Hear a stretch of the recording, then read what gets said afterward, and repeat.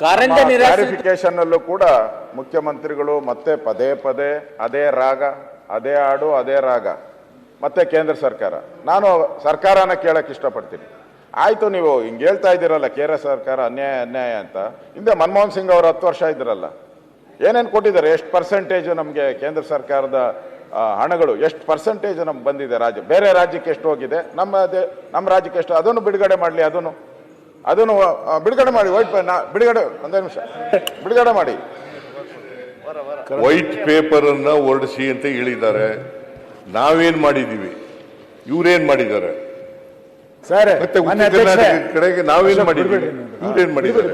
White paper ಮಂಡಿಸೋಣ. ಆಯ್ತು, ನಾನು ಹೇಳ್ತಾ ಇದ್ದೀನಲ್ಲ. ಆಮೇಲೆ ನಿಯೋಗ ಕರ್ಕೊಂಡು ಹೋಗೋಣ ಪ್ರಧಾನಮಂತ್ರಿಗಳಿಗೆ. ಹೋಗೋಣ ಸರ್, ಹೋಗೋಣ, ಎಲ್ರು ಹೋಗೋಣ. ಮನಮೋಹನ್ ಸಿಂಗ್ ಅವರಿದ್ದಾಗ ಎಷ್ಟು ಹಣ ಬಿಡುಗಡೆ ರಾಜ್ಯಕ್ಕೆ ಬಂದಿದೆ ಅದನ್ನು ಕೂಡ ಕೊಡ್ತೀನಿ. ಕೊಡಿ. ವೈಟ್ ಪೇಪರ್ ಕೊಡುವಾಗ ಅವರಿದ್ದಾಗ ಎಷ್ಟು ಬಂದಿದೆ ಕೊಡಿ.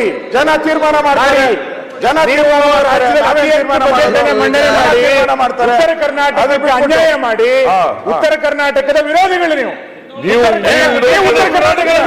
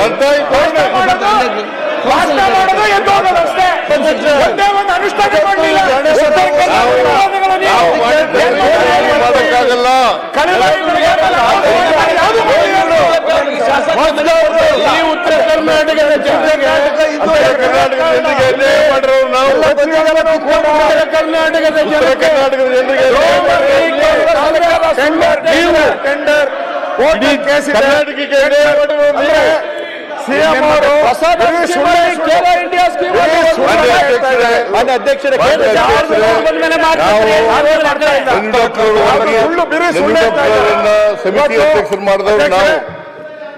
ಇವ್ರು ಮಾಡಲಿಲ್ಲ.